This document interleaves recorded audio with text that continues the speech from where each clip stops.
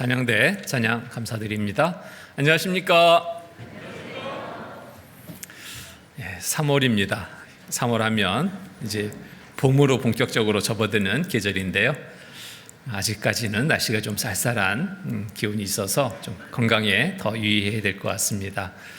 많은 또 분들이 감기 때문에 고생하신 분들이 계신데요. 속히 회복될 수 있기를 또 바라고 기도하겠습니다. 함께 기도로 주일 말씀 함께 하겠습니다. 기도하시겠습니다. 사랑과 은혜가 풍성하신 거룩하신 하나님 아버지 감사합니다. 세상 많은 사람들 가운데서 먼저 불러 구원하여 주셔서 자녀 삼아 주시고 영원한 천국의 소망 둔 삶을 갖고 살아갈 수 있게 허락하신 주님 감사합니다. 이 땅에 살아가는 또 모든 날 주님께서 늘 함께 해주셔서 말씀과 교제 가운데 이끌어 주시고 또 온전한 주의 자녀로서의 삶을 살아갈 수 있도록 돌봐주시는 주님 감사드립니다. 오늘 또 주님의 도우심 속에 또 한날을 시작하고 있습니다. 주일 오전 말씀 앞에 나올 수 있도록 또 모두의 걸음 이끌어 주신 주님 감사드립니다. 이 시간 말씀을 통해서 또 온전한 하나님의 자녀된 삶을 각오하고 또 실천하는 모두의 삶이 되도록 도와주시옵소서. 이 시간 또 함께 되나 참여치 못한 우리 형제자매님들도 계십니다. 어느 곳에 있든지 이 시간을 기억해 함께 할 수 있도록 걸음 이끌어 주시고 또 부득이한 사정에 참여치 못했다면 있는 곳에서 하나님의 자녀로서 올바른 삶을 살아갈 수 있게 도와주시옵소서. 특별히 또 병중에 계신 형제자매님들도 계십니다. 치유의 손길로 속히 그 건강을 회복시켜 주셔서 남은 삶의 시간 더욱더 힘찬 삶을 살아갈 수 있도록 은혜 베풀어 주시옵소서.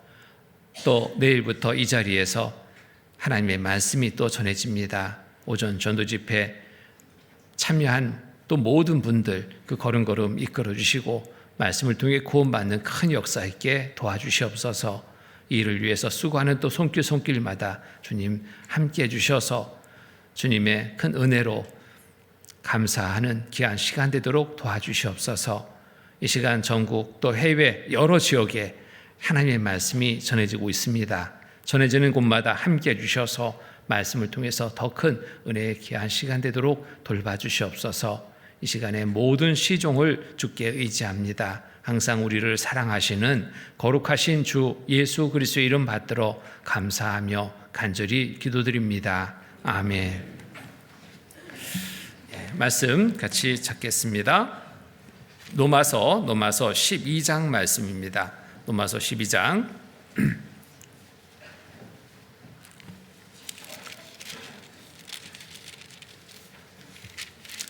로마서 12장 1절로 2절 말씀 1절 2절 로마서 12장 1절 2절 말씀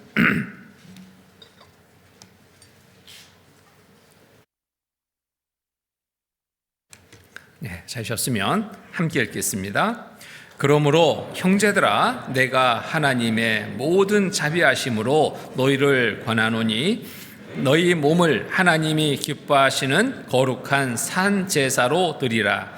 이는 너희의 드릴 영적 예배니라. 너희는 이 세대를 본받지 말고 오직 마음을 새롭게 함으로 변화를 받아 하나님의 선하시고 기뻐하시고 온전하신 뜻이 무엇인지 분별하도록 가라. 오늘 말씀 제목을 온전한 헌신이라 정했습니다. 로마서 12장 1절 2절의 말씀을 통해서 온전한 헌신의 삶이 어떠한 삶인지를 알고 우리가 살아가는 그러한 각오된 출발의 시간이 됐으면 좋겠습니다. 이 본문 말씀을 보면 구원받은 그리스도인이라면 하나님께 산 제사 드릴 것을 말씀하고 있습니다. 곧 이 세상의 모든 삶을 하나님이 기뻐하시고 온전하신 뜻 가운데 드려지는 헌신의 삶을 살 것을 말씀하고 있습니다. 그간 우리의 삶이 어떠했는지 말씀을 참고하면서 또 살펴봅니다. 누구나 구원받은 직후라면 이와 같은 마음을 가지고 출발합니다. 주님을 위해서 살겠다라는 그러한 각오된 삶의 출발이 있었습니다. 로마서 14장 7절 8절 보면은 우리 중에 누구든지 자기를 위하여 사는 자가 없고 자기를 위하여 죽는 자도 없도다. 우리가 살아도 주를 위하여 살고 죽어도 주를 위하여 죽나니 우리가 그러므로 사나 죽으나 우리가 주의 것이로다. 이런 각오된 마음 누구나 마음에 두고 출발합니다. 이제부터의 삶은 이렇게 살겠다. 누구를 위해서? 나를 위해서가 아니라 그 누구를 위해서가 아니라 오직 나를 구원해 주신 하나님의 은혜에 감사해서 보답하는 삶을 오직 주만을 위해서 살겠다라는 각오를 가지고 출발합니다. 그런데 우리의 삶은 어떠했는가? 지난 시간들의 삶을 돌아봅니다. 여전히 세상 일들을 우선하고 있는 삶은 아닌지, 그렇다면 이제 돌이키고 이제부터의 삶을 정말 영적으로 깨어서 처음에 가졌던 헌신의 마음을 회복해서 출발하는 시간을 가져야 되겠습니다. 그러한 삶을 살 것을 우리에게 또 명하신 겁니다. 그래서 너희 몸을 하나님이 기뻐하시는 거룩한 산 제사로 드리라. 이는 너희들의 영적 예배니라. 너희 몸을 그러니까 산 제사 드리라 하니까 이 몸을 잡아서 하나님께 제사 드려야 되는가? 그렇게 생각할 수 있는데 여기에서 이 말씀의 뜻은 그것이 아닙니다. 내 모든 삶이 하나님께 영광이 되는 삶이 되도록 살라. 하나님께 기쁨이 되는 삶을 살라. 이 말씀의 뜻이죠. 그래서 내 주관적인 삶이 되지 않고 하나님의 뜻이 무엇인지 뜻을 말씀을 통해서 분별하고 뜻 가운데 올바르게 살아가는 합당한 삶을 살아가는 것을 말하고 있습니다. 여기에 신앙적인 헌신의 의미는 바로 그러한 삶을 말하고 있는 겁니다. 사전적으로 찾아본다면 몸과 마음을 바쳐 있는 힘을 다하는 것, 이게 헌신입니다. 신앙적인 헌신의 의미는 하나님을 섬기기 위해서 자신을 주께 드리는 것, 이게 헌신의 의미입니다. 곧 주님이 피값으로 주고 사신 우리의 몸을 주님의 뜻과 일을 위해서 드리는 것, 나를 위해서 쓰는 것이 아니라 주님을 위해서 사용하는 것, 이것이 온전한 헌신이라고 말할 수 있습니다. 자, 이 헌신이라는 뜻은 또 우리가 교회 안에서 행하는 또 우리의 삶 속에 행하는 여러 일들과 같이 의미를 담고 있습니다. 봉사하는 일도, 제사하는 일도, 예배하는 일도, 곧 우리의 삶의 전부분을 하나님께 우선에 드리는 삶을 살아가는 것, 이것이 바로 올바른 온전한 헌신이라고 말할 수 있는 겁니다. 우리가 그런데 왜 이렇게 살아야 되는가? 헌신해야 될 이유를 우리가 알 때 온전한 헌신을 실천할 수 있습니다. 그 이유를 알지 못하면 온전한 헌신을 실천할 수 없습니다. 어느 사람이 갑자기 나타나서 나를 잡고 나를 위해서 사시오. 살 수 없죠. 왜 당신을 위해서 내가 살아야 됩니까? 재차 묻게 됩니다. 하나님이 우리에게 하나님이 기뻐하시는 일로 살 것을 명하십니다. 왜 그렇게 살아야 됩니까? 주께 헌신해야 될 이유를 알아야지 온전한 헌신을 실천할 수 있는 겁니다. 자, 주께 헌신해야 될 이유. 첫 번째는 뭘까요? 주님이 먼저 사랑으로 우리를 위해 헌신해 주셨습니다. 대신 죽으셨습니다. 그리고 이제 우리에게 대신 살 것을 명하셨습니다. 그래서 우리의 삶이 주님을 위해서 살아야 될 이유가 되는 겁니다. 주께 오직 헌신해야 될 이유가 되는 겁니다. 고린도후서 적으시고요. 고린도후서 5장 말씀 보겠습니다. 고린도후서 5장 14절로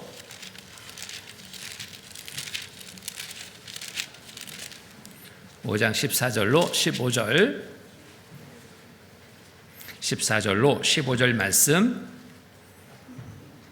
찾으셨으면 함께 읽겠습니다.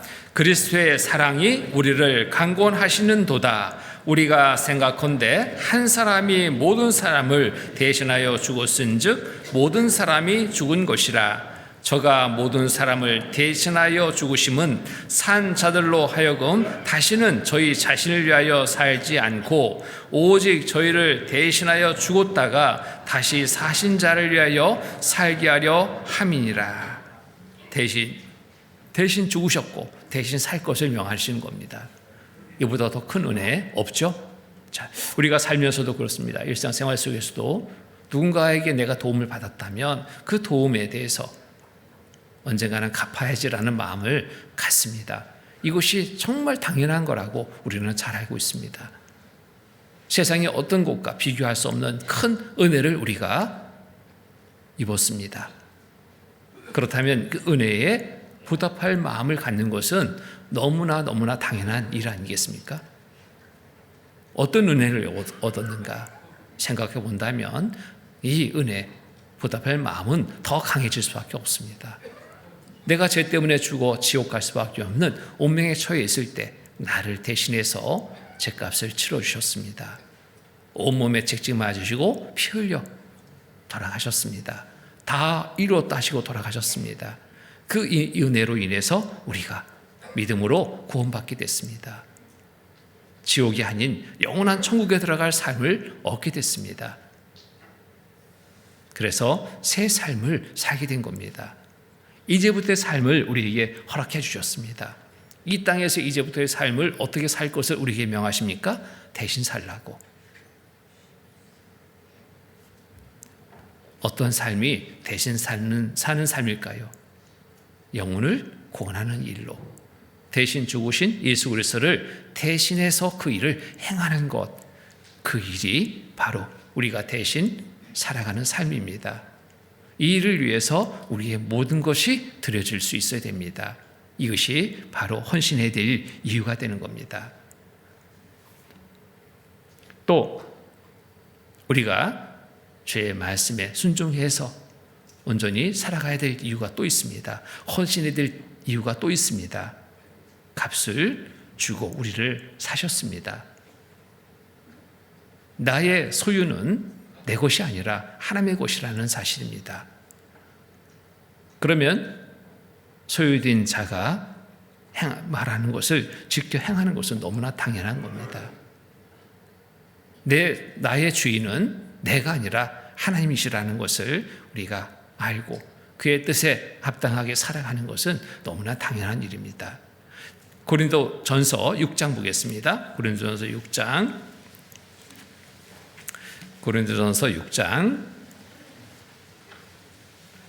19절로 20절 말씀입니다. 19절로 20절 말씀, 고린도전서 6장 19절로 20절 또 같이 읽겠습니다. 너희 몸은 너희가 하나님께로부터 받은 바 너희 가운데 계신 성령의 전인 줄 알지 못하느냐? 너희는 너희 것이 아니라 값으로 산 것이 되었으니 그런즉 너희 몸으로 하나님께 영광을 돌리라. 하나님이 우리를 값을 치르고 우리를 사셨습니다. 하나님의 소유가 된 것입니다. 주인 되신 분의 뜻에 따라 살아가는 것, 소유된 자로서 당연한 일입니다. 값으로 산 것이 되었으니 값을 주고 샀습니다. 그런즉 너희 몸으로 하나님께 영광을 돌리라. 너희 몸으로 하나님께 영광을 돌리라. 자, 우리 몸의 주인 되신 주님이 나에게 요구하시는 모든 일을 우리는 어떠한 고난이 있더라도 어떠한 핍박이 있더라도 행할 수 있어야 됩니다. 이게 소유된 자의 마땅히 행할 바입니다. 오직 주님을 위해서 살아야 될 마땅할 이유입니다. 자기를 부인하고 그러기 위해서는 자기가 부인되어야 됩니다. 나에게 주신 십자가를 지고 주님을 쫓는 삶이 되어야 됩니다. 내가 여전히 주장된다면 주님을 위해서 살 수 없습니다. 주인 되신 주님을 위해서 헌신된 삶을 살 수 없습니다. 내 것이 내려지고 주의 뜻에 따라 온전히 좇는 삶이 되어야 됩니다. 그러기 위해서는 많은 어려움도 있습니다. 핍박도 받을 수 있습니다. 그럼에도 우리는 주님이 우리에게 맡긴 십자가를 지고 쫓는 삶이 되어야 됩니다. 누가복음 9장 말씀 보겠습니다. 누가복음 9장 23절로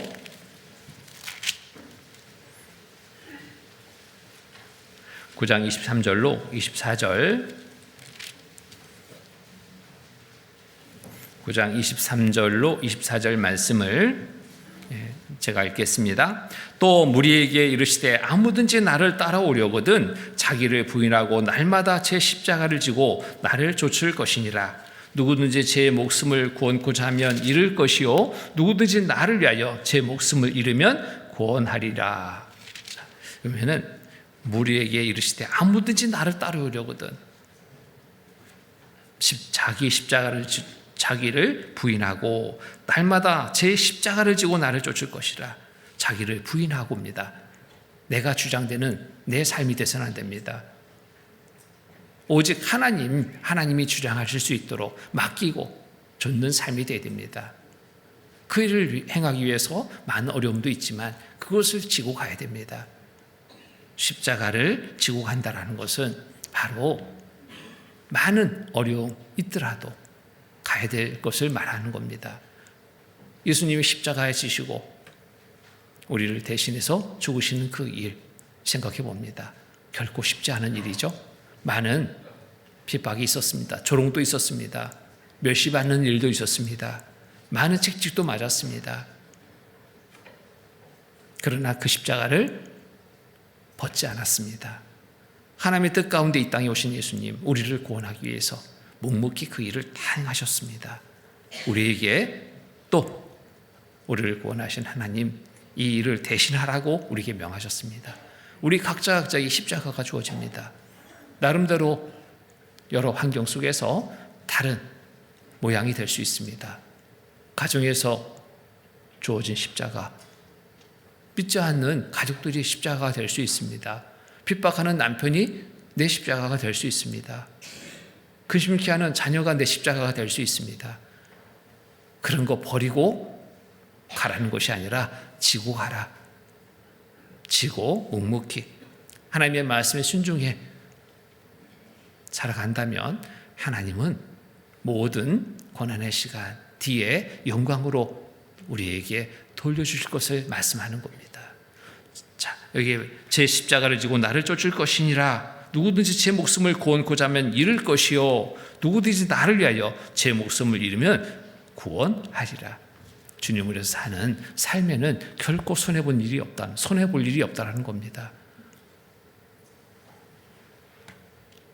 자기 중심적인 삶이 이제 느려지고 하나님 중심의 삶이 되어야 됩니다.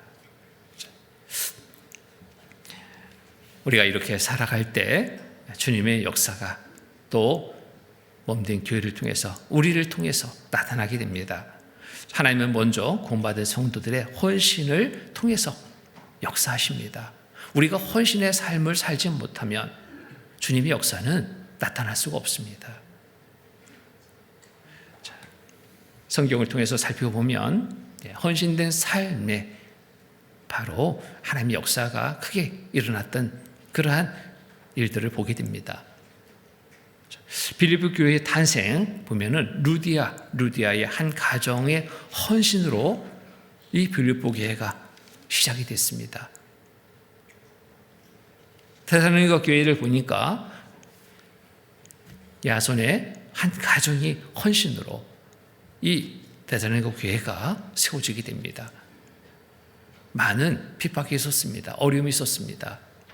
매도 맞는 일도 있었습니다. 그러나 헌신했습니다.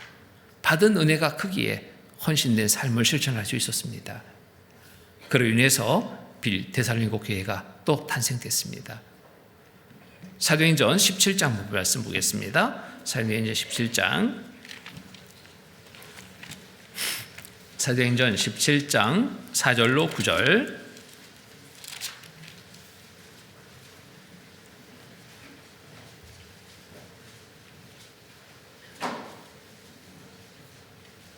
4절로 9절 말씀 제가 읽겠습니다.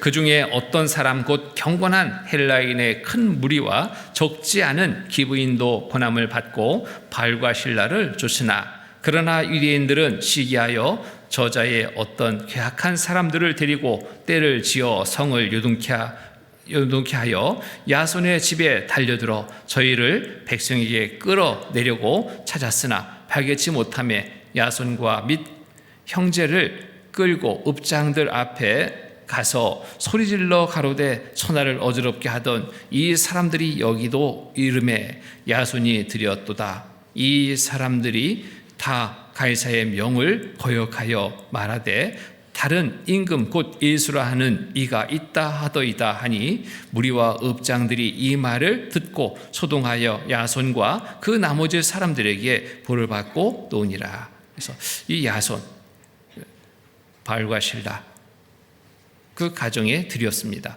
교회의 시작을 있게 했습니다.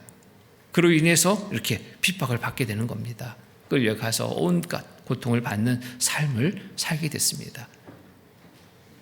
그래도 굴하지 않고 끝까지 주님의 일에 힘쓴 이 가정이 있었기 때문에 데살로니가 교회가 탄생할 수 있었습니다. 초대교회에 구원받은 성도들의 헌신으로 세워진 것처럼 초대교회가 그런 것처럼 현재도 동일합니다. 구원받은 형제 자매의 헌신이 없다면 지금 우리가 함께 모여서 말씀 듣고 교제하는 이 자리도 없었을 겁니다. 대구 지역에도 어느 한 사람 구원받고 한 가정이 구원받고 그 가정을 통해서 그 가정의 헌신된 삶을 통해서 교회가 시작됐습니다. 어느 교회든지 마찬가지입니다. 시작은 살펴보면 그렇습니다. 해외도 마찬가지입니다. 해외에도 한 가정이 헌신된 삶을 실천할 때 그 지역에 교회가 세워지는 것을 봅니다. 저도 구원받을 때 81년대 구원받았는데 가정집회에서 구원받았습니다. 가정집회. 한 가정이 가정을 내줬습니다. 말씀 전하는 장소로. 일주일 내내 가정이 그렇게 개방된다는 거 쉽지 않죠. 그뿐만 아니라 또 음식까지 막 준비해서 대접합니다.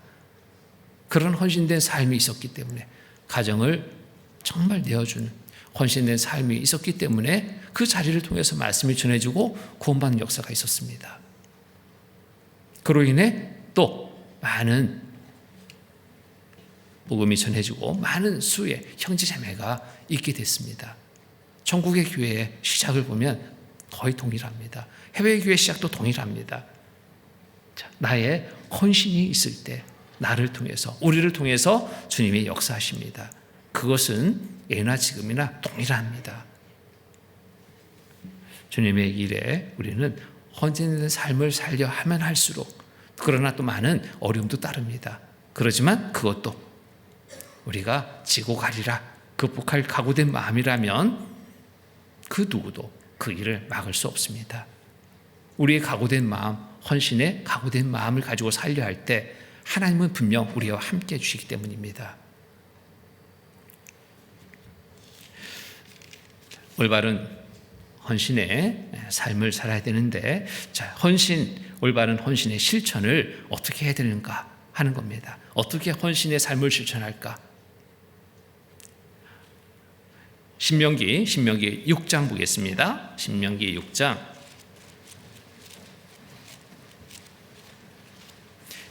6장 5절 말씀입니다. 6장 5절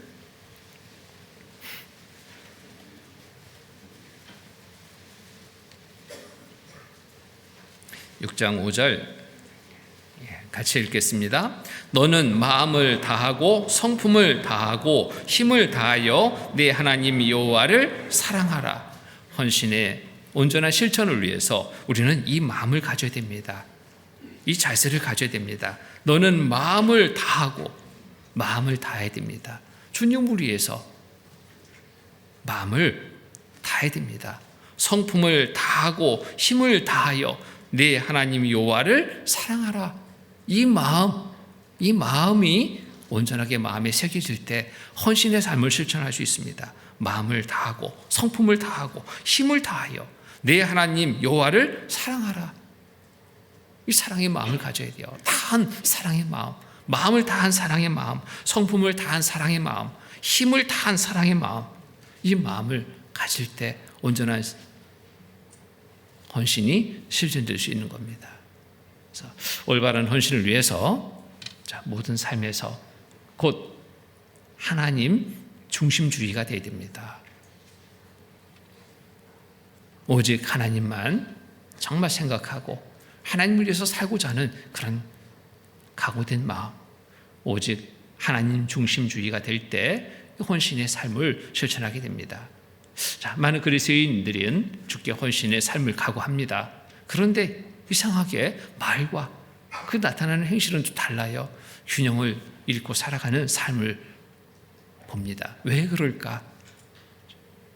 하나님을 생활 속에 중심축으로 삼지 않기 때문에. 말은 하나님 말씀에 따라 순종하는 삶을 산다라고 말하지만, 말은 그렇지만 그 마음 중심을 보니까 말씀 중심의 삶이 되지 못했습니다. 자기 생각이 여전히 많아요. 어떤 일을 행할 때도 봉사할 때도 자기 생각을 앞세웁니다. 하나님이 무엇을 바라시는지 뜻을 살펴야 되는데 내 뜻대로 내 방법대로 행하려 하니까 정말 그 말과 행실이 다르게 나타나는 것을 보게 됩니다. 그래서 하나님을 생활 속의 중심축으로 삼지 않고 나름대로의 헌신의 삶을 살려 한다면 이런 문제가 생기는 겁니다. 우리의 몸도 그렇잖아요. 중심이 참 중요합니다. 중심. 우리 몸의 중심은 뭐라고 그래요? 척추가 중심이라고 하던데 이 척추가 문제가 생겼습니다. 휘어져 버렸습니다. 그렇다면 몸 전체가 힘을 못 써요. 이 중심이라는 게 참 중요한 겁니다. 자, 헌신의 삶의 중심은 뭘까요? 내 마음부터 시작이 됩니다. 내 마음에 어떤 마음을 담는가에 따라서 우리의 삶은 거기에서 많은 변화가 생기기 시작합니다. 말과 마음과 행실이 정말 일치되는, 어떻게 일치? 말씀 중심의 삶으로 일치될 때 올바른 헌신을 우리가 이뤄갈 수 있습니다. 그래서 신앙생활 중심축이 틀어지면 안 됩니다. 우리 몸이 중심이 틀어지면 잘못되는 것처럼 우리 신앙생활 쪽에서도 중심축이 틀어지면 안 됩니다. 항상 하나님 중심주의로 우리가 살아가야 됩니다. 옛날에 방앗간이 있었습니다. 방앗간. 이 방앗간에는 큰 발동기가 모터가 있고 그 모터를 통해서 여러 가지의 축이 연결되어 있어서 축을 통해서 또 기계들이 이렇게 작동되는 그런 방앗간이 있는데 이 방앗간에 하여튼 새로운 설비를 놓고 이렇게 시작을 하게 된 겁니다. 그 모터도 정말 좋은 모터고 모든 것이 다 최신이었습니다. 그런데 기계를 작동하는데 이 기계가 작동이 안 되는 거예요. 왜 그러지? 각각의 상태를 보니까 정상이에요. 근데 왜 그럴까? 전문가가 왔습니다. 안 된다니까 왔어요. 보니까 이 중심축이 틀어져 버린 겁니다. 취급을 잘못했는지 설치는 했는데 이 축이 틀어져 가지고요. 옛날에는 방앗간 가면은 이 피대로 해서 각각 장비들을 연결하는데 중심축이 있고 거기에서 휠이 있고 그것을 통해서 피대를 통해 연결하는데 각각의 설비는 문제가 없는데 이 중심축이 틀어져 버리니까 모터를 통해서 이 축을 돌리는데 축이 제멋대로 돌아가는 겁니다. 그러니 계속 벗겨지고 피대가 벗겨지고 벨트가 벗겨져서 기계가 작동이 안 되는 거예요. 전문가가 진단합니다. 이 축을 바꿔야 됩니다. 아이고 비싼 돈 주고 샀는데요. 그래도 바꿔야 됩니다. 이거 잘못됐습니다. 축을 바꿨습니다. 돌렸습니다. 너무너무 기계가 아주 잘 작동이 되는 겁니다. 하나가 틀어지는데 이렇게 문제가 줄까? 하나가 틀어졌는데 그 무엇이 틀어졌는가가 참 중요해요. 중심축이 틀어지면은 모든 것은 다 무용지물처럼 쓸모없는 상태가 되어버리는 겁니다. 자, 우리의 마음의 중심축을 잘 잡고 살아야 됩니다. 온전한 헌신의 삶을 각오했다면 내 생각이 이제 내려지고 하나님의 말씀의 중심으로 중심축을 탁 잡고 말씀에 따라 나는 순종하리라. 안 되면 복종까지 하리라. 이런 각오된 마음으로 살아갈 때 정말 하나님이 기뻐하시는 온전한 헌신의 삶을 이뤄갈 수 있는 겁니다. 그래서 말씀의 중심축으로 놔야 됩니다. 마태복음 6장 보겠습니다. 마태복음 6장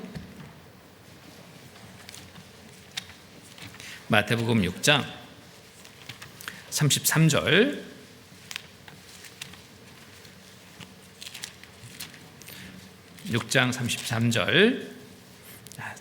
잘 하시는 말씀이죠.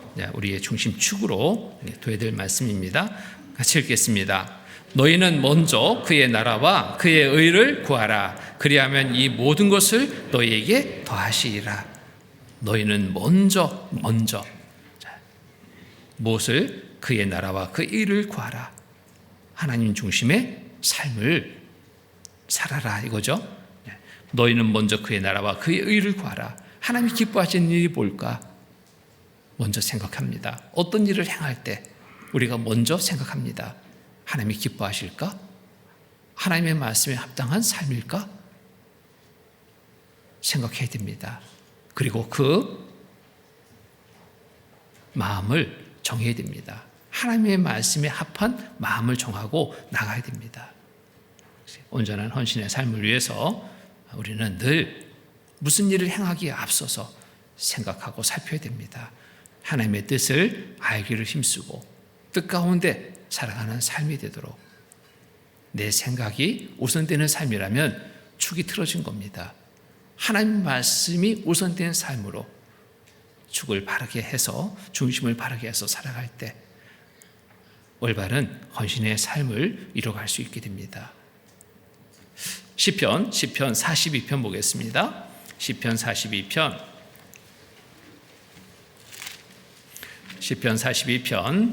1절 2절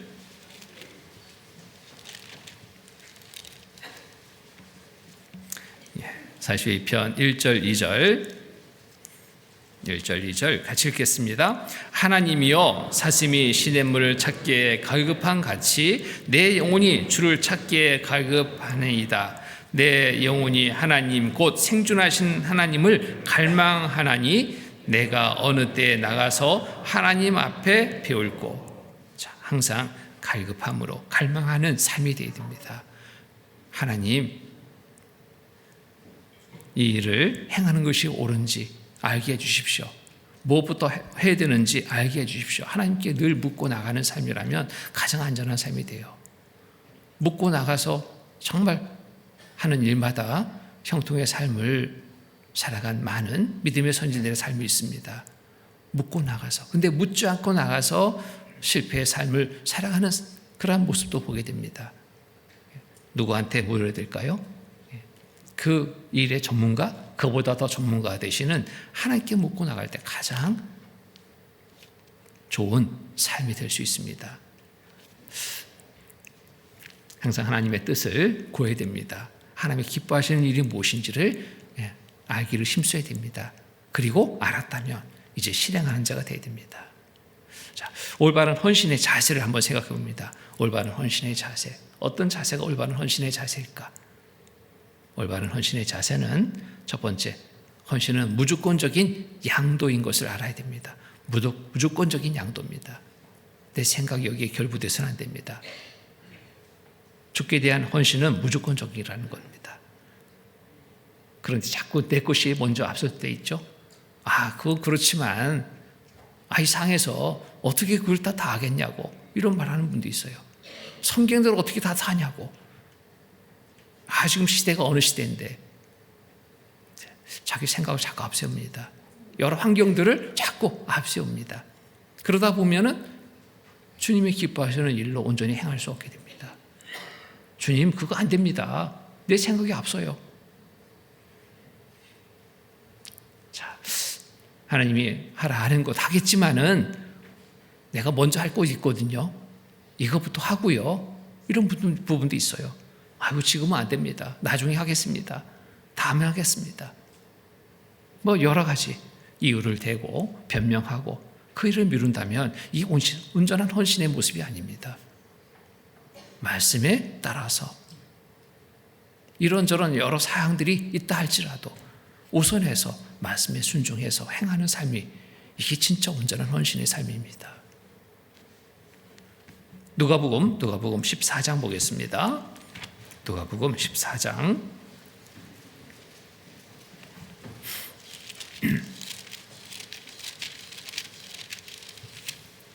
누가복음 14장 18절로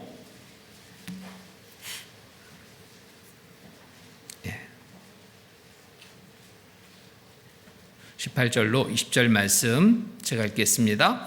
다 일치하게 사형하여 하나는 가로되 나는 밭을 샀음에 불갑을 나가보야 하겠으니 청컨대 나를 용서하도록 하라 하고, 또 하나는 가로되 나는 소 5개를 샀음에 시험하러 가니 청컨대 나를 용서하도록 하라 하고, 또 하나는 가로되 나는 장가 들었으니 그러므로 가지 못하겠노라 하는지라. 여기에 하나님이 우리를 청했습니다. 또 하나님이 우리에게 일을 맡겼습니다. 그런데 그 청함에, 그 맡긴 일에 우리는 내 생각을 앞세웁니다. 내 처한 환경을 앞세웁니다. 여기 정말 그런 모습이죠. 다 일치하게 사양하여 하나는 가로되 나는 밭을 샀음에 불갑을 나가봐야 하겠으니 청컨대 나를 용서하도록 하고, 밭 샀으니까 그 청함에 응하지 못하겠다. 밭을 샀으니까. 또 하나는 소 5개를 샀으면 내가 시험하러 가는데 응하지 못하겠다. 그래서 하나는 또 장가 들었으니까 내가 못 가겠다. 이런저런 이유들을 앞에 댑니다. 우리의 모습은 어떻습니까? 우리의 삶의 모습은 어떻습니까? 하나님의 말씀에 순종한다라고 말은 하는데 정말 순종하는 삶을 살고 있는가? 야, 이래서요, 내 못했어요. 저래서요, 못했어요. 이런저런 이유를 대고 변명을 하는 그러한 모습 속에 있지는 않은지 우리가 정말 살펴봐야 됩니다. 봉사하는 자리에 많은 분들이 함께합니다. 그런데 다 했으면 좋을 텐데 다 하지 못했습니다. 몇 분만 더 참여했으면 이 일이 오늘 싹 끝날 텐데 끝나지 못했어요. 보니까 얼마나 분이 안 왔거든요. 왜 안 왔지? 전화했습니다. 무슨 일이 있었어요. 예, 이런 일이 있어서요. 오늘 못 갔어요. 들어보니까 정말 별로 중요한 일도 아니에요. 그럴 때 정말 그 마음에 문제가 생기죠. 자, 주의 뜻에 온전히 부름에 응하지 않는 삶을 산다면 나도 손해, 주변에 많은 분들에게도 손해를 끼칠 수 있는 삶이 될 수 있습니다. 근데 응하는 삶을 산다면 모두에게 은혜가 되는 삶이 됩니다. 함께하는 시간 속에서 받는 힘이 정말 대단합니다. 은혜가 큰 거예요. 우리가 그 일들을 경험하잖아요.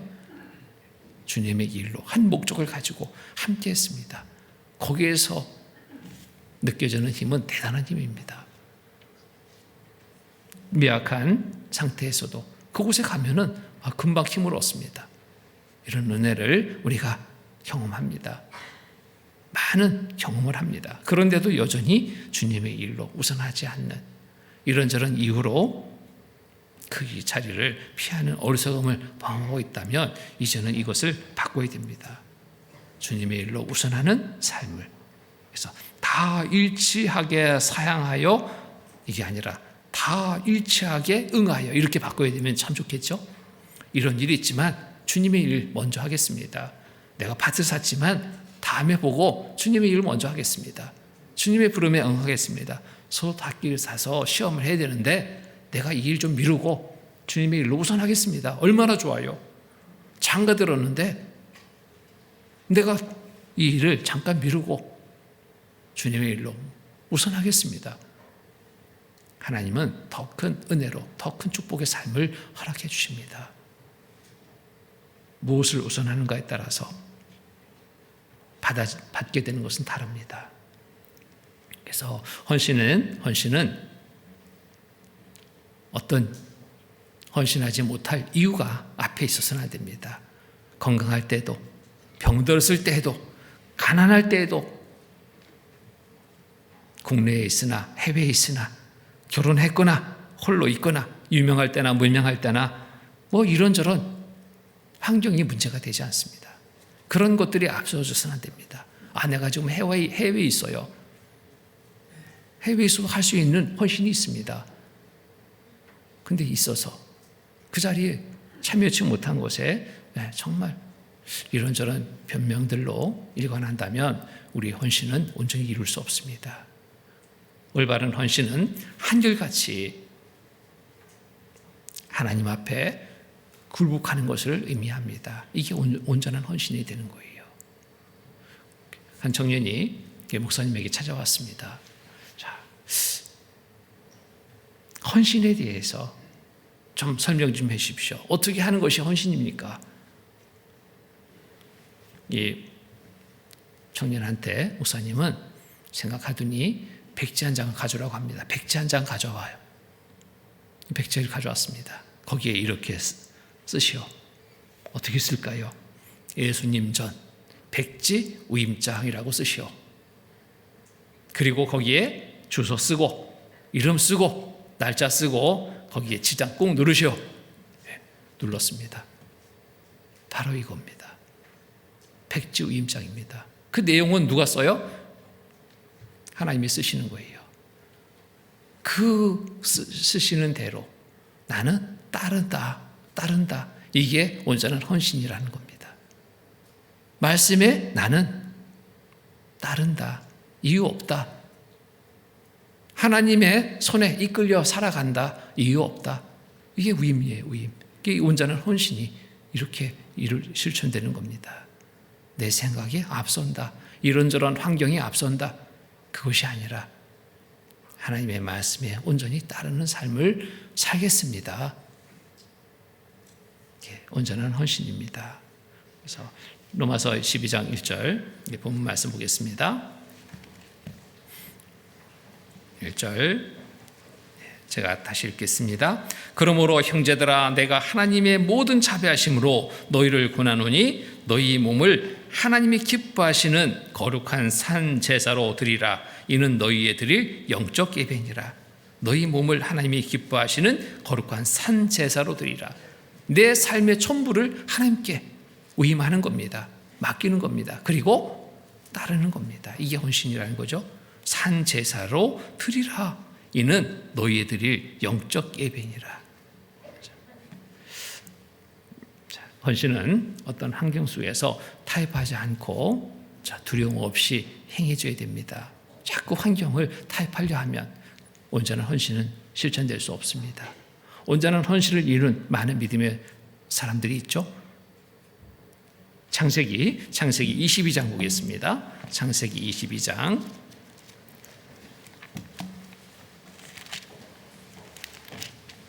창세기 22장 9절로 12절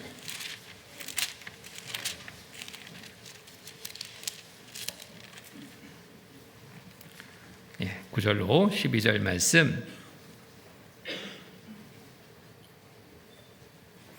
8절부터 12절까지 제가 읽겠습니다. 아브라함이 가로되 아들아 번제할 어린 양은 하나님이 자기를 위하여 친히 준비하시리라 하고 두 사람이 함께 나가서 하나님이 그에게 지시한 곳에 이른지라.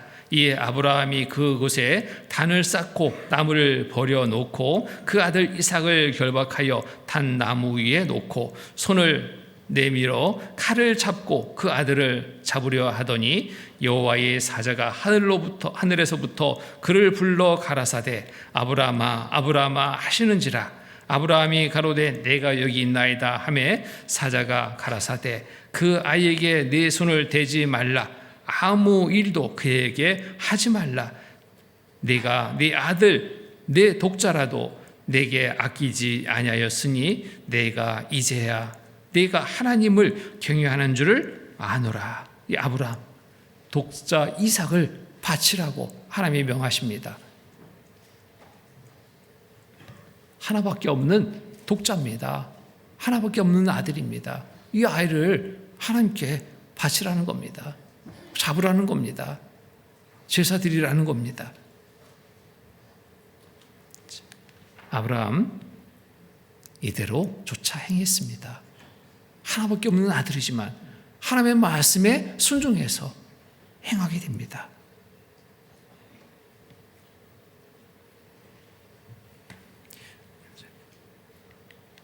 하나님이 그에게 지시한 곳에 이른지라 이 아브라함이 그곳에 단을 쌓고 나무를 벌려놓고 그 아들 이삭을 결박하여 탄 나무 위에 놓고 실제 잡으려고 손을 내밀어 칼을 잡고 그 아들을 잡으려 하더니 주저함 없이 행합니다. 하나밖에 없는 아들인데 어떻게 이 아들을 바치라고 합니까? 차라리 나를 데려가셔. 육신적인 부모라면 그렇게 말할 수도 있잖아요. 아들을 사랑하니까, 너무너무 귀하게 여기니까. 그런데 아브라함은 그렇지 않았죠. 말씀에 따라서 순종했습니다. 지체함 없이 즉시 순종했습니다. 그럴 때 하나님은 어때요? 독자 이삭을 죽이었습니까? 살려줬습니다. 더 큰 축복의 삶을 허락해 주셨습니다. 헌신은 어떤 환경 속에서 타협하는 것이 되지 않습니다. 두려워 떨며 그것을 행하지 못하는 그 시간이 돼서는 안 됩니다. 타협이 필요 없습니다. 믿고 나가는 겁니다. 행하는 겁니다.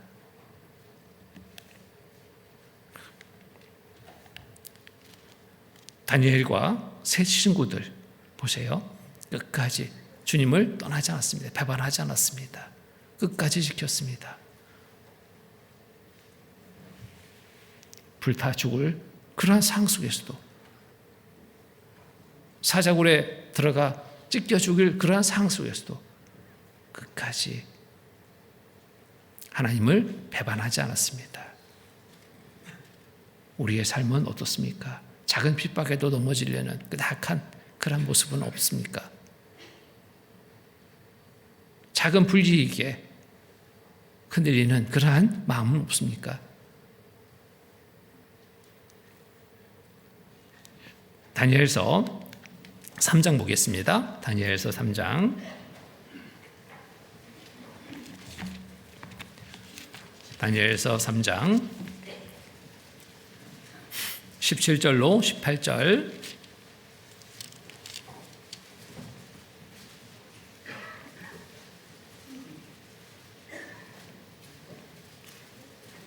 네, 16절로 18절까지 제가 읽겠습니다.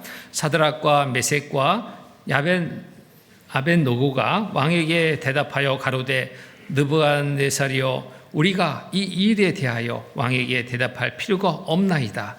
만일 그럴 것이면 왕이여 우리가 섬기는 우리 하나님이 우리를 극렬히 타는 풀무 가운데서 능히 건져내시겠고 왕의 손에서도 건져내시리다.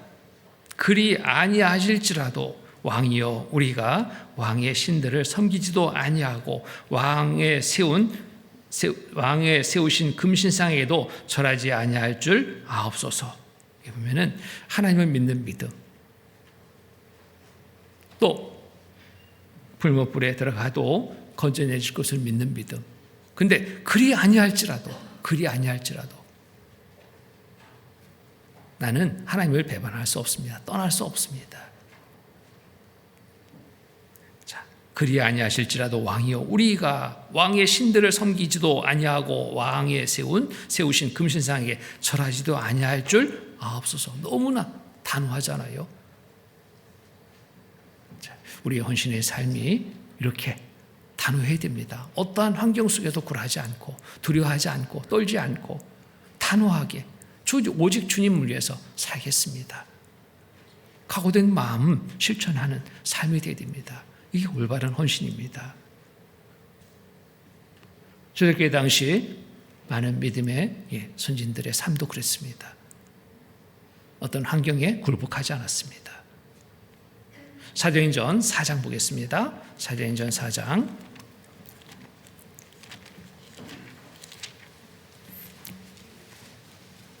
사도행전 4장 18절로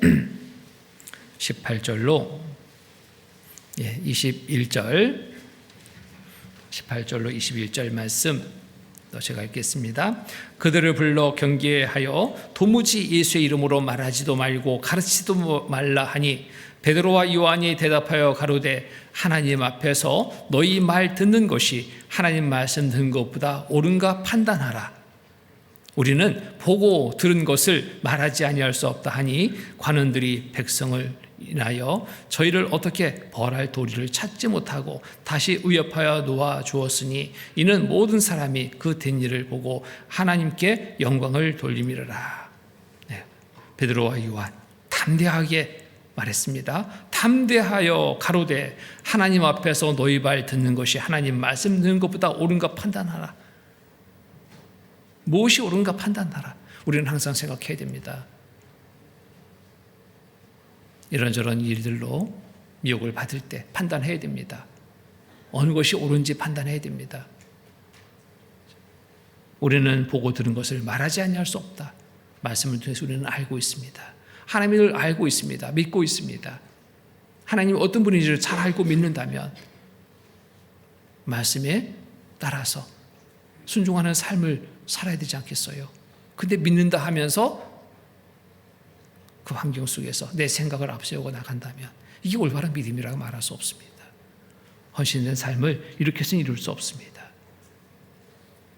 알고 믿고 있다면 그 믿음이 실제 나타나야 됩니다. 신앙한 자가 돼야지 이 올바른 믿음입니다. 믿음으로 주께 헌신된 삶을 각오하고 나갔을 때 하나님은 함께해 주십니다. 힘들고 어려움의 삶이 아니라 정말 큰 기쁨과 감사의 삶으로 바꿔주십니다. 승리의 삶을 얻게 하시는 거예요. 사도 바울의 삶을 우리는 또 너무나 잘 알죠. 복음 전하는 일 위해서 자기 생명을 돌보지 않았습니다. 아끼지 않았습니다. 오직 말씀에 순종해서 끝까지 행한 삶에 결국 우리는 잘 알고 있습니다. 사도행전 20장 보겠습니다. 사도행전 20장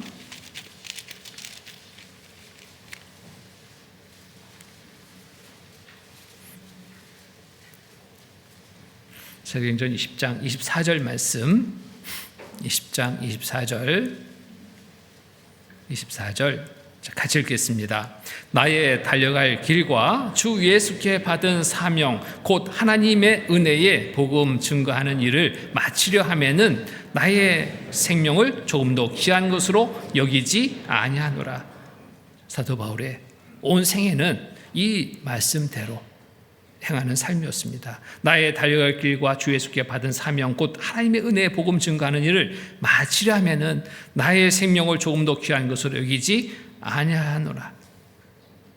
나의 생명을 귀한 것으로 여기지 않고 온전히 드리는 삶을 살았습니다. 산제사 드렸습니다. 산제사. 죽음에 이르기까지도 주님을 위해서 온전히 드리는 삶이 정말 진정한 헌신의 삶입니다. 헌신은 또 지속적으로 끝까지 되어야 온전한 헌신입니다. 잠깐 하는 것은 누구나 할 수 있어요. 근데 지속적으로 행하는 것은 결코 쉽지 않습니다. 끝까지 그 일을 온전히 행하는 것은 결코 쉽지는 않습니다. 그러나 우리 구원받은 그리스도인이라면 온전한 헌신을 실천해야 됩니다. 언제? 끝까지. 일시적인 것이 아니라 끝까지. 하나님은 그것을 보시고 기뻐하십니다. 디모데전서 4장 보겠습니다. 디모데전서 4장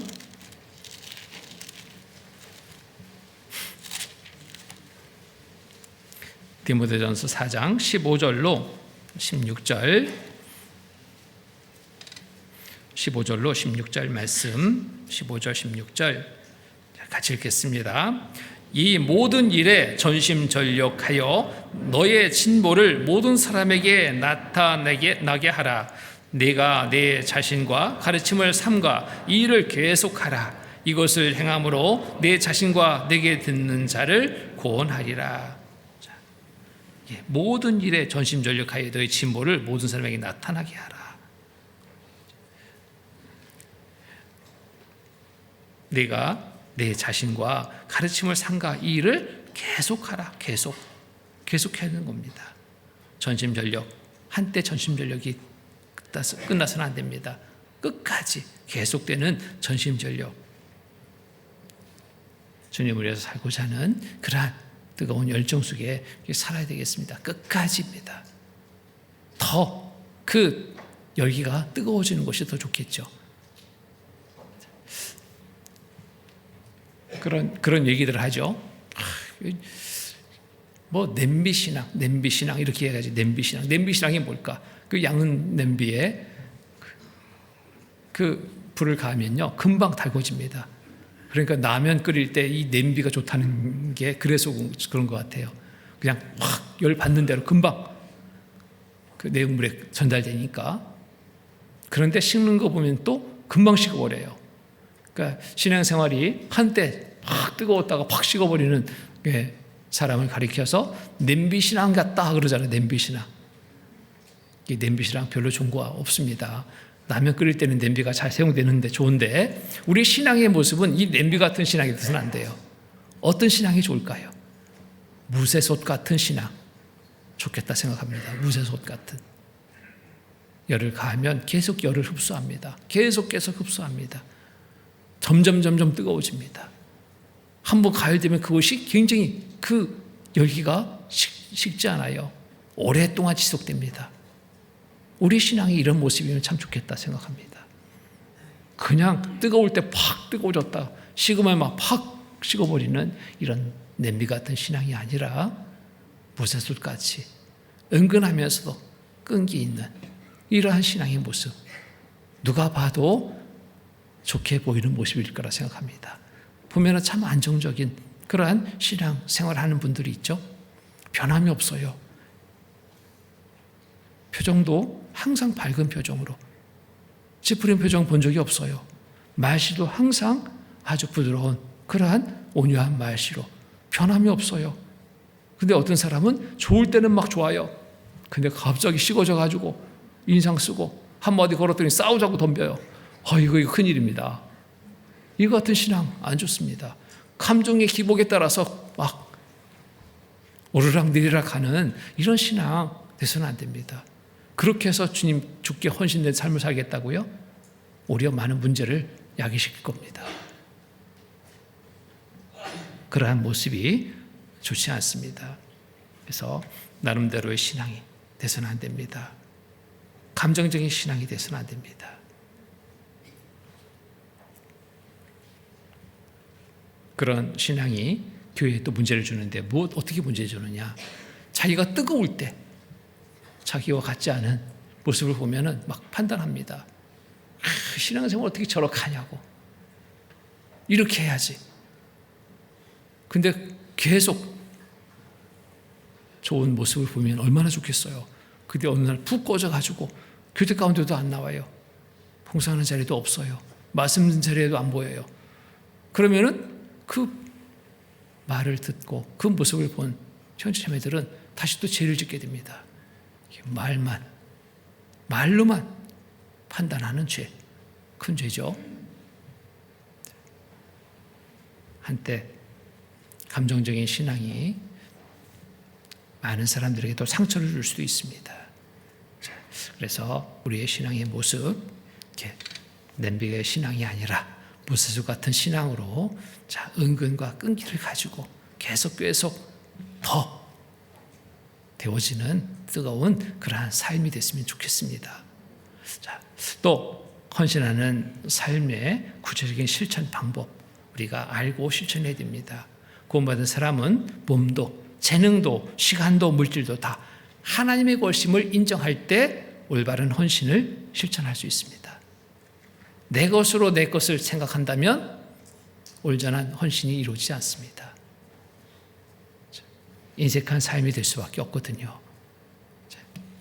하나님이 나에게 건강 주셨습니다. 하나님 주신 것으로 알아야 돼요. 이 몸을 사용할 때 하나님이 주신 것으로 알고 건강한 몸을 가지고 주님의 일을 행한다면 내가 했다 말하지 않을 겁니다. 하나님이 주신 재능 있습니다. 이 재능을 가지고 내가 또 주님의 일을 합니다. 내가 했다 말할 수 없을 겁니다.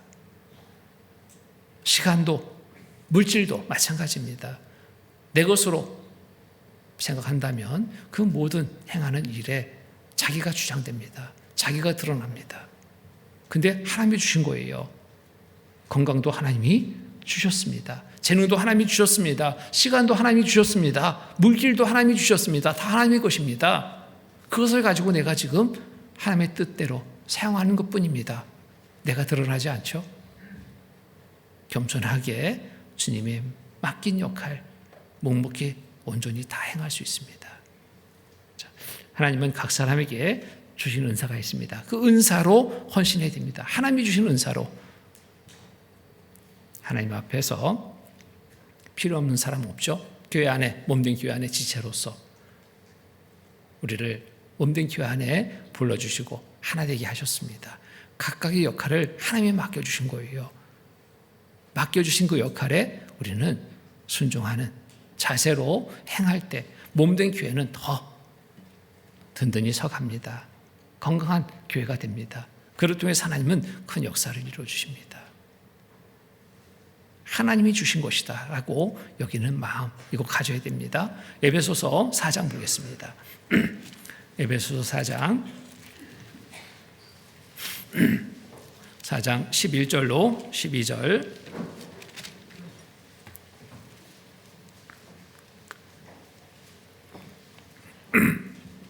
4장 11절로 12절 말씀 같이 읽겠습니다.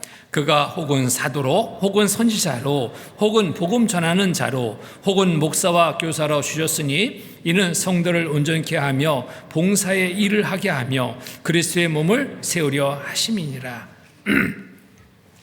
교회 안에 여러 역할들이 있습니다. 지체로서의 역할입니다. 각각의 역할, 이 몸처럼 각각의 지체들이 모아져서 한 몸을 이룹니다. 어느 한 지체도 소홀히 여길 지체는 없죠. 작은 새끼 발가락 하나라도, 손톱 하나라도, 어느 한 부분이라도 없어서는 안 될 중요한 지체라는 것 우리가 잘 알고 있습니다. 교회 안에서도 마찬가지입니다.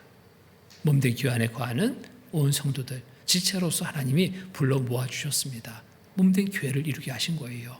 그렇다면 어느 지체도 소홀히 여길 지체는 없습니다. 다 귀하게 여기고 또 각각에게 역할도 주셨습니다. 지체로서 행할 역할. 그래서 몸된 교회 안에 할 일이 없다 하는 분은 한 분도 없어요. 다 역할이 있습니다. 난 건강하지 못해서 난 봉사도 못하는데 내가 무슨 역할이 있겠냐고. 왜 역할이 있죠. 그 자리에 참여하는 것이 역할입니다. 그런 몸에도 건강이 좋지 않아도 그 몸에도 말씀 가운데 교제 가운데 항상 참석한다면 지체로서 역할 잘 감당하시는 겁니다. 그 모습을 보면서 다른 형제자매들이 어떻게 될까요? 저런 몸에도 이렇게 말씀을 사모하고 교제를 사모해서 이렇게 참여하시는데 나는 건강한데도 이런저런 일로 이 자리에 참여치 못한다면 되겠냐? 안 되지. 마음을 돌이키는 계기가 될 거예요. 그리고 또 기도할 수 있는 지체 역할입니다. 귀한 겁니다. 어떤 분은 건강하니까 건강한 대로 또 교회 안에서 쓰임을 받게 됩니다. 또 목소리가 좋아서 또 사는데 봉사도 하게 됩니다. 가르치는 일에 은사를 주셔서 그 일로 또 교회 학교에서 봉사하게 됩니다. 환경적인 부분 또 지혜를 주셔서 은사를 주셔서 그 일로 행하게 합니다. 여러 부분에서 역할들이 다 있습니다.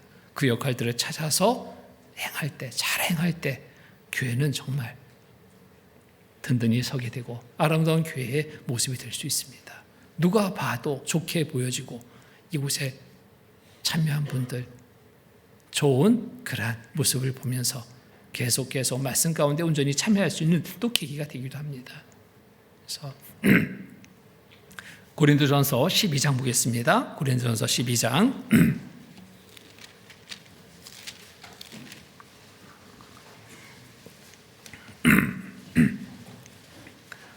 12장 11절로 12절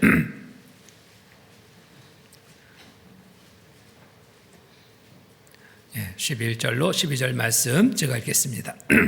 이 모든 일은 같은 한 성령이 행하사 그 뜻대로 각 사람에게 나눠 주시느니라. 몸은 하나인데 많은 지체가 있고 몸에 지체가 많으나 한 몸인 것 같이 그리스도도 그러하니라.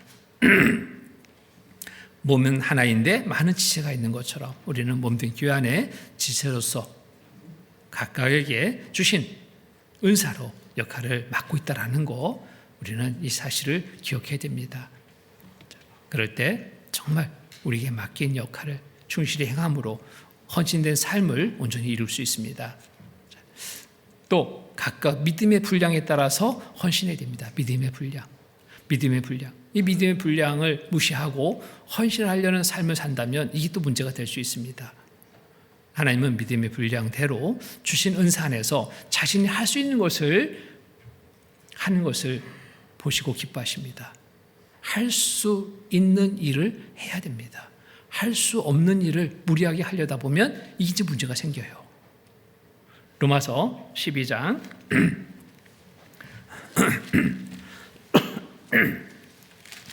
12장 3절 말씀, 12장 3절 제가 읽겠습니다.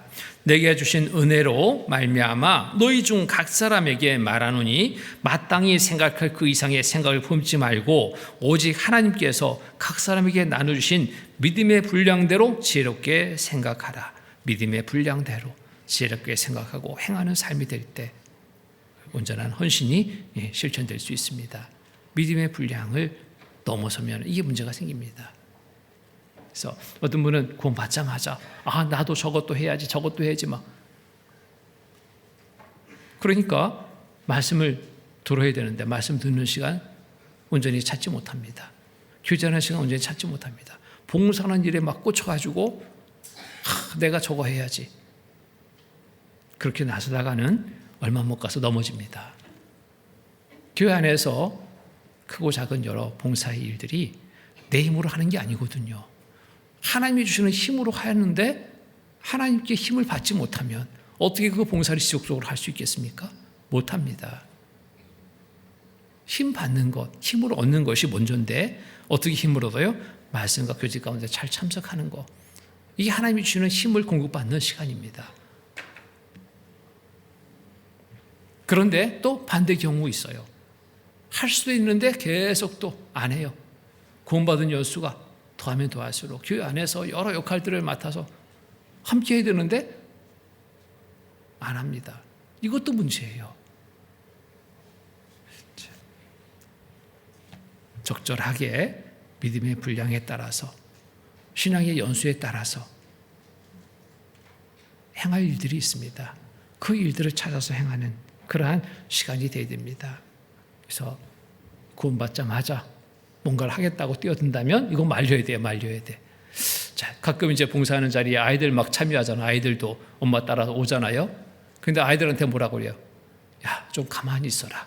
너희들은 좀 가만히 있어라. 애들이 뭐가 하겠다고 자기도 돕겠다고 막 하고 있으면 어른들은 다 말리죠. 야, 좀 가만히 있어. 너는 가만히 있는 게 도와주는 거야. 너는 그게 큰 봉사야. 그죠? 우리의 믿음의 정도에 따라서, 상태에 따라서 그렇습니다. 이제 구원받았다면 말씀 가운데 잘 참여하고 교제 가운데 잘 참여하는 거, 이게 진짜 잘하는 거예요. 무엇인가를 해야 될 시기가 있습니다. 그 시기에 따라서 행하는 것이 됩니다. 또 봉사할 때 내 힘이 들어가서는 안 됩니다. 내 힘은 빼고 하나님이 주시는 힘으로, 하나님이 주시는 능력으로 행할 때 이게 정말 좋은 시간이 되는 겁니다. 베드로전서 4장 보겠습니다. 베드로전서 4장 11절 4장 11절 같이 읽겠습니다. 만일 누가 말하려면 하나님의 말씀하시는 것 같이 하고, 누가 봉사하려면 하나님이 공급하시는 힘으로 하는 것 같이 하라. 이는 범사의 예수 그리스도로 말미암아 하나님이 영광을 받으시게 하려 함이니 그에게 영광과 권능이 세세 무궁토록 있느니라. 아멘. 자, 봉사하려면 하나님이 공급하시는 힘으로 하는 것 같이 하라. 하나님이 공급하시는 힘으로, 내 힘이 아니라 하나님이 공급하시는 힘으로 지속적으로 행할 수 있습니다. 내 힘으로 하려다 보면 문제가 생깁니다. 내 힘으로 하려다 보면 자꾸 자기가 드러나요. 내가 했어요. 이러다 보면 자기가 자꾸 드러납니다. 처음에는 야 정말 수고하셨습니다. 잘하셨습니다. 칭찬받죠? 형제자매들이 그 수고를 알아주죠. 그러면서 한마디 할 때 마음이 좋아집니다.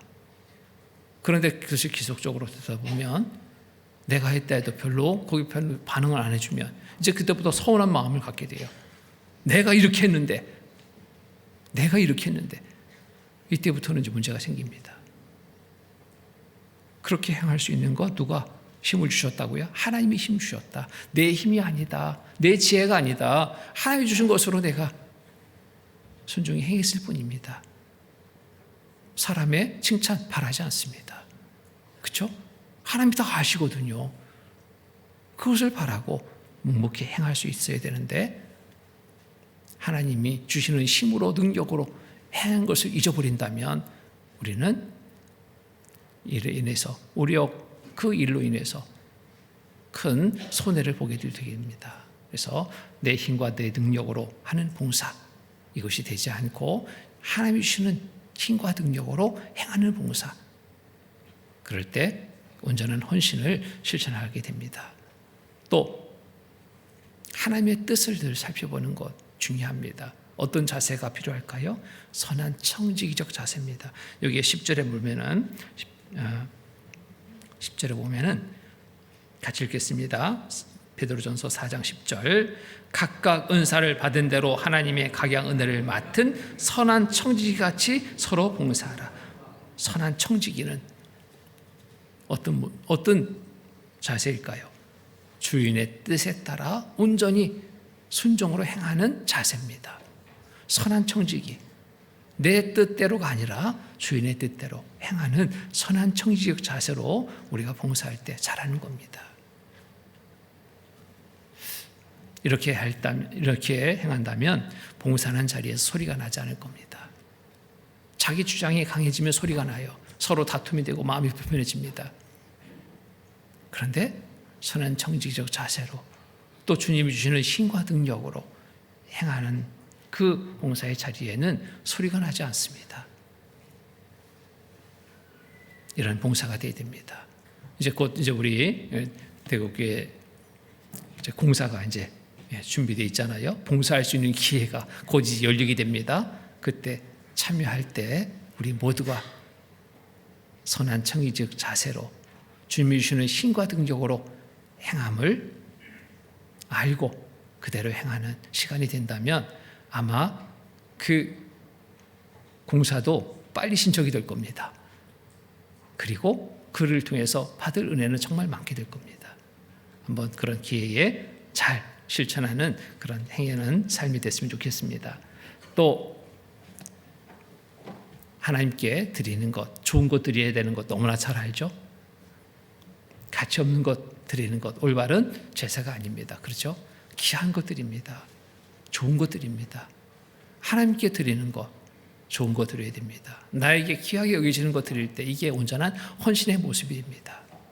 이 세상에 살다 보면 정말 귀하게 여겨지는 것이 있습니다. 없어서는 안 될 거죠. 물질입니다. 이 물질 드리는 것도 정말 헌신의 중요한 부분입니다. 이것이 인색해져서는 하나님 앞에 받을 상도 많지 않게 될 겁니다. 물질의 헌신에서 가장 중요한 게 첫 번째는 뭘까요? 바로 11조의 생활입니다. 이 11조 생활을 통해서 하나님이 주시는 큰 은혜가 있게 됩니다. 신앙생활에 어찌 보면 기본이라고 말할 수 있고 또 신앙 성장의 필수적인 요소라고도 말할 수 있습니다. 이것이 실행된다면 내 신앙의 성장은 빠르게 일어납니다. 하나님과 더 밀접한 관계 속에서 하나님이 주시는 은혜로 풍족한 삶을 살아가는 삶이 될 수 있습니다. 말라기 보겠습니다. 말라기 3장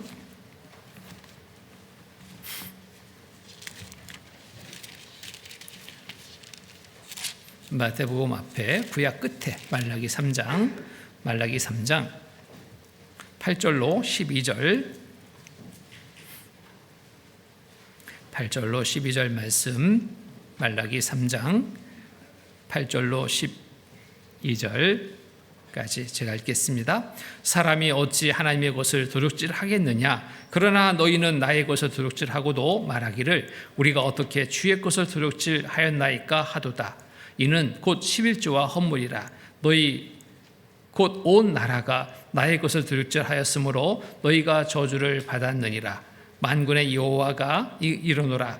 너희의 온전한 11조를 창고에 들여 나의 집에 양식 있게 하고 그것으로 나를 시험하여 내가 하늘 문을 열고 너희에게 복을 쌓을 곳이 없도록 붙지 아니하나 보라. 만군의 여호와가 이르노라. 내가 너희를 위하여 황충을 금하여 너희 토지 소산을 멸하지 않게 하며 너희 밭의 포도나무의 과실로 기한전에 떨어지지 않게 하리니 너희 땅이 아름다워짐으로 열방이 너희를 복되다 하리라. 만군의 여호와의 말이니라.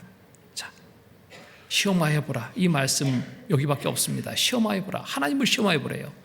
무엇을 통해서? 11조를 통해서.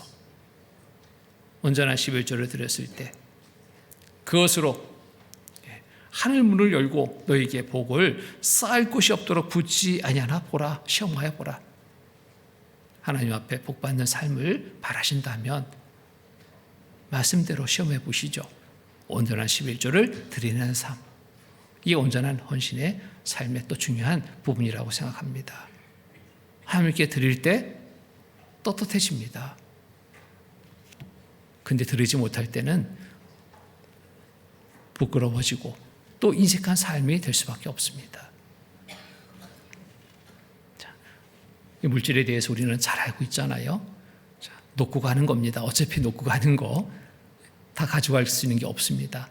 그런데 내가 모으려 해도 또 모아지지 않아요. 하나님이 주시는 것이 맞다라는 것을 우리가 생활 속에서 경험합니다. 번 것 같은데 없어요. 왜 그럴까? 참 이상하죠? 많이 벌었다고 생각했는데 보면은 없어요.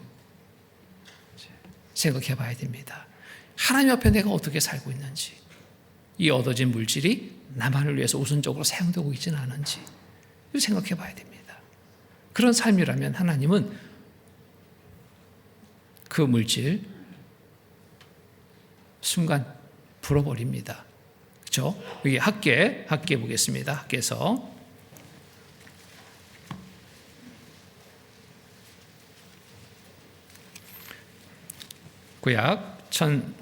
학계서 1장 구약 1310페이지 학계서 1장 5절로 9절 말씀입니다. 5절로 9절 말씀 5절로 9절 4절부터 보겠습니다. 4절부터 제가 읽겠습니다. 이전이 황무하였거늘 너희가 이때에 판벽한 집에 거하는 것이 가냐? 그러므로 이제 나 만군의 여호와가 말하노니 너희는 자기 소유를 살펴볼지니라.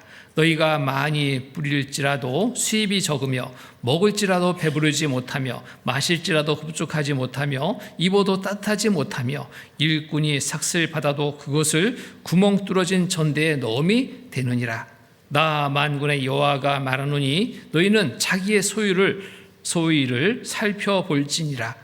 너희는 산에 올라가서 나무를 가져다가 전을 건축하라. 그리하면 내가 그로 인하여 기뻐하고 그 영광을 얻으리라. 나 여호와가 말하였느니라. 너희가 많은 것을 팔았으나 도리어 적었고 너희가 그것을 집으로 가져갔으나 내가 불어버렸느니라. 나 만군의 여호와가 말하노라. 이것이 무슨 연고뇨? 내 집은 황무하였으되 너희는 각각 자기 집에 빨랐음이니라. 하나님의 일로 우선해야 되는데 자기 일로 우선하고 있습니다. 자기 집을 좋게 합니다.